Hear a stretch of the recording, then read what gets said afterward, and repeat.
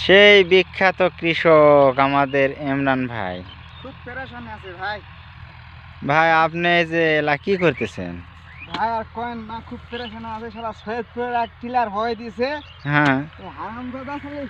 তা আপনার সম্পূর্ণ মাটি কি আনে ভিয়ের কোনা ঠিক করে দিছিল ভাই? ওরে বাপু, পাহাড় কেটেছে ভাই, আরে তার বাতা।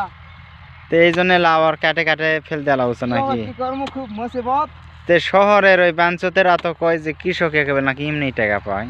সারা করেছে কি ভাই, এমনি টাকা পায়। প্রত্যেকটা বিশ্ববিদ্যালয় বন্ধ দেন, কৃষকের কাজে হেল্প করতে বলেন, তাহলে দেশ উন্নতি হবে। নার্জিস না কে তাকে আসতে বলেন দেখানা কৃষকের কাছে। দেশ উন্নত হবে, দেশের সার্বিক চাহিদা মিটবে। শুধু বিশ্ববিদ্যালয়ে ভং ভাং বাদ দিয়ে সুন্দরভাবে লেখাপড়ার সময় আবার লেখাপড়া করবে। এখন কাজের সময় সব জায়গা বন্ধ করে দেন।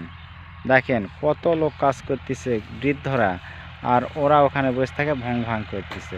হাদিসের কথা শুনে আসসালামু মনত আলাইকুম। নানবো।